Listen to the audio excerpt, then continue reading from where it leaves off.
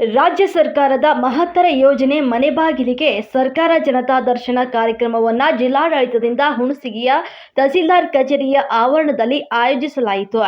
ಕಾರ್ಯಕ್ರಮವನ್ನು ಉದ್ದೇಶಿಸಿ ಮಾತನಾಡಿದ ಜಿಲ್ಲಾಧಿಕಾರಿಯಾದ ಸುಶೀಲಾ ಬೀರವರು, ಹಳ್ಳಿಗಳಿಂದ ಬಂದ ಜನರ ಸಮಸ್ಯೆಗಳಿಗೆ ಇಲಾಖೆಗಳ ಅಧಿಕಾರಿಗಳು ಕೂಡಲೇ ಸ್ಪಂದಿಸಿ ಸಮಸ್ಯೆಗಳ ಪರಿಹಾರಕ್ಕೆ ಕ್ರಮ ಕೈಗೊಳ್ಳಲಿದ್ದಾರೆ.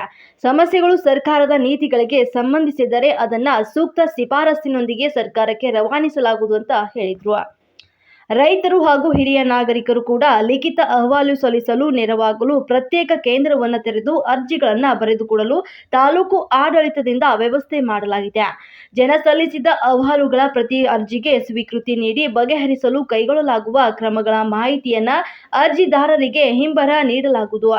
ಈ ಕಾರ್ಯಕ್ರಮದಲ್ಲಿ ಕಂದಾಯ ಇಲಾಖೆ, ಮಹಿಳಾ ಮತ್ತು ಮಕ್ಕಳ ಕಲ್ಯಾಣ ಇಲಾಖೆ, ಪಂಚಾಯತ್ ರಾಜ್ ಇಲಾಖೆ ಮತ್ತು ಸಮಾಜ ಕಲ್ಯಾಣ ಇಲಾಖೆ, ಜೆಸ್ಕಾಂ ಇಲಾಖೆ, ಆಹಾರ ಮತ್ತು ನಾಗರಿಕ ಸರಬರಾಜು ಇಲಾಖೆ, ವಿಕಲಚೇತನ ಹಾಗೂ ಹಿರಿಯ ನಾಗರಿಕರ ಸಬಲೀಕರಣ ಇಲಾಖೆ, ಲೋಕೋಪಯೋಗಿ ಇಲಾಖೆ ಇನ್ನಿತರ ಇಲಾಖೆಗಳಿಗೆ ಸಂಬಂಧಿಸಿದಂತೆ 100ಕ್ಕೂ ಹೆಚ್ಚು ಅರ್ಜಿಗಳನ್ನು ಸ್ವೀಕೃತವಾಗಿದ್ದು, ಈ ಅರ್ಜಿಗಳ ವಿಲೇವಾರಿಗಾಗಿ ಸಂಬಂಧಿಸಿದ ಅಧಿಕಾರಿಗಳಿಗೆ ಸೂಚಿಸಲಾಗುವುದು ಅಂತ ಜಿಲ್ಲಾಧಿಕಾರಿ ತಿಳಿಸಿದರು.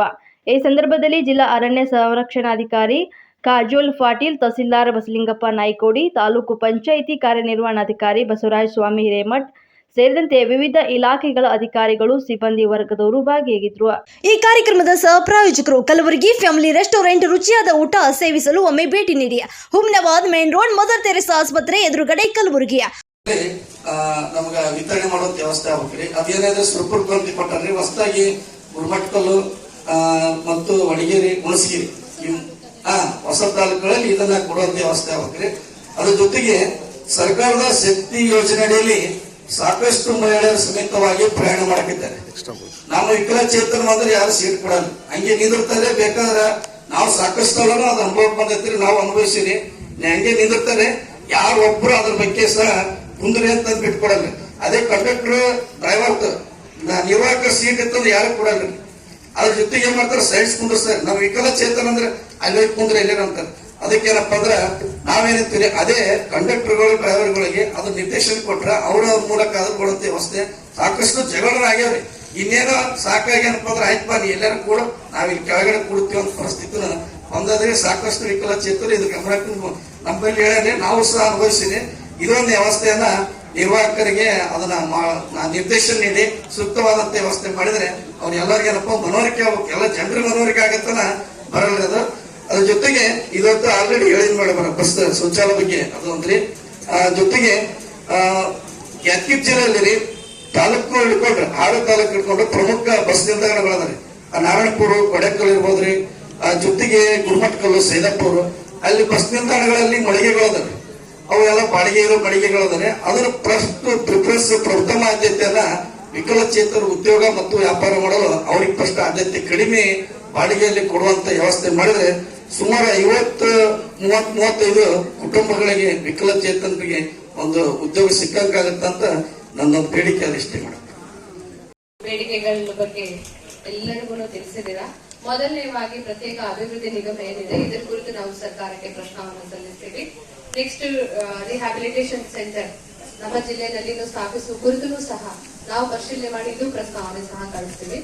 3 ಬಂದಿದೆಯಾ, ಅಪ್ರೂವಲ್ ಬಸ್ಸಿಟ್ಟಿದೆಯಾ, ದೆನ್ ವಿ ವಿಲ್ ಬಂದಿದೆ ಅಂತ ಹೇಳ್ತೀರಾ, ಮತ್ತೆ ಪ್ರಪೋಸಲ್ ಕಳಿಸಬೇಕು ಅಂತ ಹೇಳ್ತೀರಾ.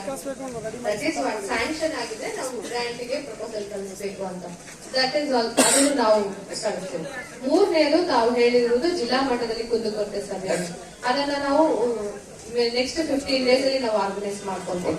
ಜಿಲ್ಲಾ ಮಟ್ಟದ ವಿಕಲಚೇತನರ ಕುಂದುಕೊರತೆ ಸಭೆ ಜೊತೆಗೆ ತಾಲೂಕವರೆಗೂ ಸಹ ನಮ್ಮ ಜಿಲ್ಲಾ ಮಟ್ಟದ ಆದ ನಂತರ ತಾಲೂಕಲ್ಲಿ ಸ್ಕೆಡ್ಯೂಲ್ ಮಾಡ್ತೀವಿ. 4ನೇದು ಈಗಾಗಲೇ 5% ಅನುದಾನ ಗ್ರಾಮ ಪಂಚಾಯಿತಿಯಲ್ಲಿ ಏನಿದೆ ಅದರ ಜೊತೆಗೆ ತಾವು ಮನೆಗಳ ಹಂಚಿಕೆ ಕೇಳ್ತಾ ಇದ್ದೀರಾ. ಈಗಾಗಲೇ ಗ್ರಾಮೀಣ ಭಾಗದಲ್ಲಿ ವಿವಿಧ ಯೋಜನೆಗಳಲ್ಲಿ ಮನೆ ಹಂಚಿಕೆ ಏನಿರುತ್ತೆ ಅಂದ್ರೆ SSCC ಲಿಸ್ಟ್ ಇದ್ದೇ ಇರುತ್ತೆ. ಆ SSCC ಲಿಸ್ಟ್ ನಲ್ಲಿ ಆಸ್ ಪರ್ ಆರ್ಡರ್ ಆಗಿ ಅದು ಗ್ರಾಮ ಸಭೆಯಲ್ಲಿ ಮಂಡಿಸಿ ಮತ್ತೆ ಒಂದು ರೀತಿಯಲ್ಲಿ ಈಗಾಗಲೇ ಬೇರೆ ಯೋಜನೆಗಳೇನಾದ್ರು ಅವರು ಮನೆ ಹೊಂದಿದ್ದಾರಾ ಅಥವಾ ಸ್ವಂತವಾಗಿ ಕಟ್ಕೊಂಡಿದ್ದಾರ ಅಂತ ಮತ್ತೆ ಒಂದು ಸರ್ವೆ ಮಾಡಿ ಗ್ರಾಮ ಸಭೆಯಲ್ಲಿ ಅನುಮೋದನೆ ನೀಡುವಂತದ್ದು. ಸೊ ಇದರಲ್ಲಿ ಯಾರಾದ್ರೂ SSCC ಲಿಸ್ಟ್ ಅಲ್ಲಿ ಇಲ್ಲದೆ ಮತ್ತೆ ಅದನ್ನು ಸರಿಯಾಗಿ ಪರಿಶೀಲನೆ ಮಾಡದೆ ಅವ್ರೇನಾದ್ರೂ ಲಿಸ್ಟ್ ಫೈನಲೈಸ್ ಮಾಡಿದಾರಂದ್ರೆ ಅದನ್ನ ನಾವು ಎನ್ಕ್ವೈರಿ ಮಾಡಿಸ್ತೀವಿ.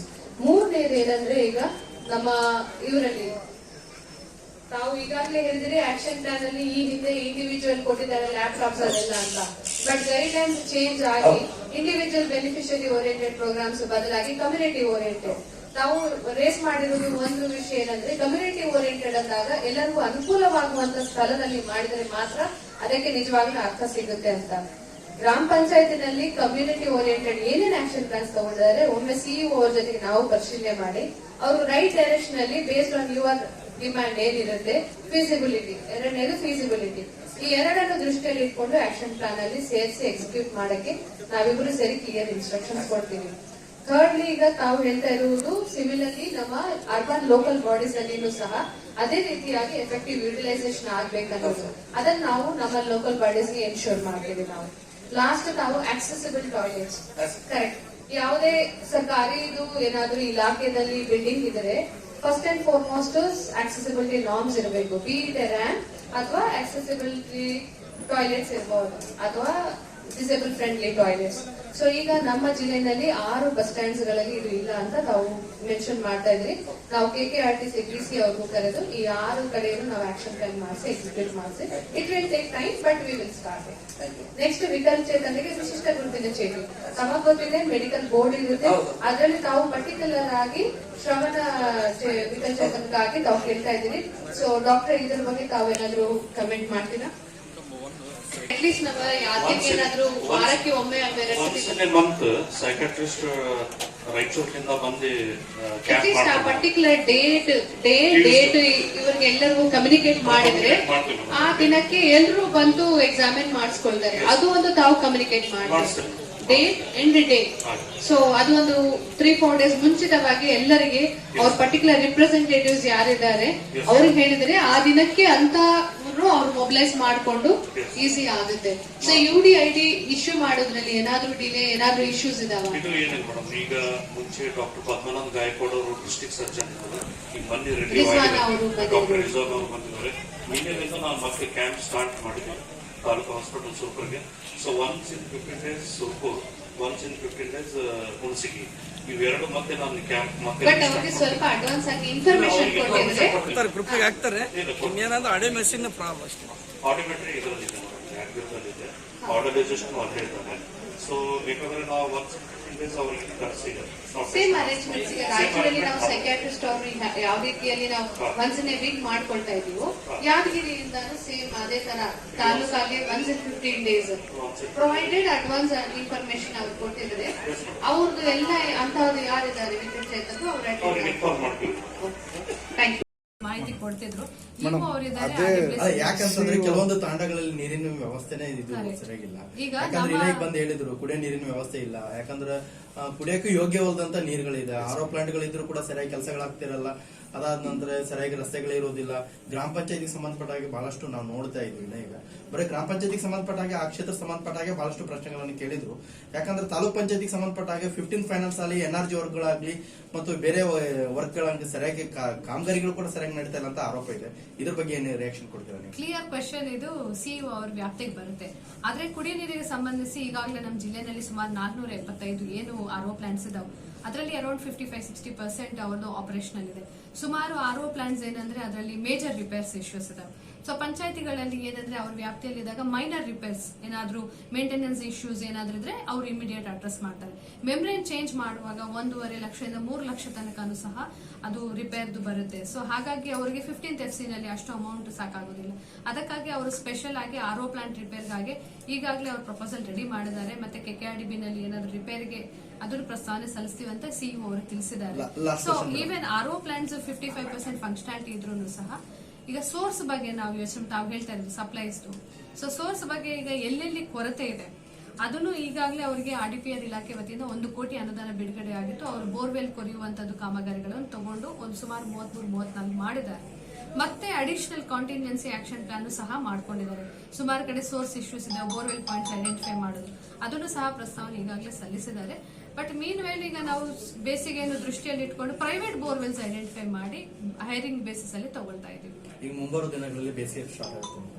ಈಗ NLBC ಮತ್ತು NRBC ಗೆ 2.75 ನೀರನ್ನ ರಿಲೀಸ್ ಮಾಡ್ತಾ ಇದ್ರಿ.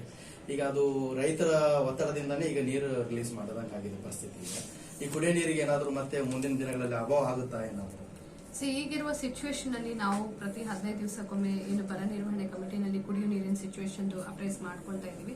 ಅದರಲ್ಲಿ ಸದ್ಯಕ್ಕೆ ಗ್ರಾಮೀಣ ಭಾಗದಲ್ಲಿ 3 ಪಂಚಾಯತಿನಲ್ಲಿ ಪ್ರೈವೇಟ್ ಬೋರ್ವೆಲ್ ತಗೊಂಡು ಕೊಡ್ತಾ ಇದ್ದೀವಿ. ಸೊ ಈ ರೀತಿ ಮುಂಬರುವ ಬೇಸಿಗೆ ದಿನಗಳಲ್ಲಿ ಈಗ ನಮ್ಮ ಅರ್ಬನ್ ಲೋಕಲ್ ಬಾಡೀಸ್ ಅಲ್ಲಿ ಸುಮಾರು 41 ವಾರ್ಡ್ಗಳಲ್ಲಿ ಎಲ್ಲೆಲ್ಲಿ ಬೋರ್ವೆಲ್ ಡಿಪೆಂಡೆಂಟ್ ಇದಾವೆ ಅಲ್ಲಿ ಸಮಸ್ಯೆ ಆಗಬಹುದು, ಮತ್ತೆ 22 ಗ್ರಾಮಗಳಲ್ಲಿ ಸಮಸ್ಯೆ ಆಗಬಹುದು ಅಂತ ಗುರುತಿಸಿದ್ದೇವೆ. ಸೊ ಅಲ್ಲಿ ಅದಕ್ಕೆ ಆಲ್ಟರ್ನೇಟ್ ಆಗಿ ಚೆನ್ನಾಗಿ ಈಲ್ಡ್ ಇರ್ತಕ್ಕಂತಹ ಬೋರ್ವೆಲ್ಸ್ ಅನ್ನು ಸಹ ಐಡೆಂಟಿಫೈ ಮಾಡ್ಕೊಂಡಿದೆ. ಇದು ಇಲ್ಲದೆ ಈಗ ನಾವು RWS ಮತ್ತು ನಮ್ಮ PDDUDC ಸೆಕ್ಷನ್ ಇಂದ ಗ್ರಾಮೀಣ ಮತ್ತು ನಗರ ಭಾಗದಲ್ಲಿ ಮುಂಬರುವ ಬೇಸಿಗೆಯಲ್ಲಿ ಕುಡಿಯೋ ನೀರಿನ ಸಮಸ್ಯೆಗೆ ಟ್ಯಾಂಕರ್ ಸಪ್ಲೈ ಕುರಿತು ಪ್ರೈಸ್ ಫಿಕ್ಸೇಷನ್ ಒಂದು ಟೆಂಡರ್ ಫ್ಲೋಟ್ ಮಾಡ್ತಾ ಇದೀವಿ. ಅದನ್ನು ಸಹ ಸಿದ್ಧತೆ ಮಾಡ್ಕೊಳ್ತಾ ಇದೀವಿ. ಮೇಡಮ್, ಈಗ ಇರುವ ಸೌಲಭ್ಯಗಳನ್ನ ಸರಿಯಾಗಿ ಅದನ್ನು ಬಳಸಿಕೊಳ್ಳದೇ ನಿರ್ಲಕ್ಷ್ಯ ತೋರ್ತಕ್ಕಂಥ ಗ್ರಾಮ ಪಂಚಾಯತಿ PDO ಮತ್ತು UOಗಳ ಮೇಲೆ ನಿಮ್ಮ ಡೇಟಾ ಹಾಳಾಗಿ ಹೋಗಿದ್ರೆ ನೀವು ಚಿಂತಿಸಬೇಡಿ. ಬೇಗನೆ ಉಸ್ಮಾನ್ ಡಾಟಾ ಸರ್ವಿಸಿಂಗ್ ಸೆಂಟರ್ಗೆ ಭೇಟಿ ಕೊಡಿ. Hard disk, pen drive, memory card, DVD ಇನ್ನಿತರ ವಸ್ತುಗಳಲ್ಲಿ ಇರುವ ಎಲ್ಲಾ ಡೇಟಾ ರಿಕವರಿ ಮಾಡಿಕೊಡಲಾಗುವುದು. ಕರೆ ಮಾಡಿ.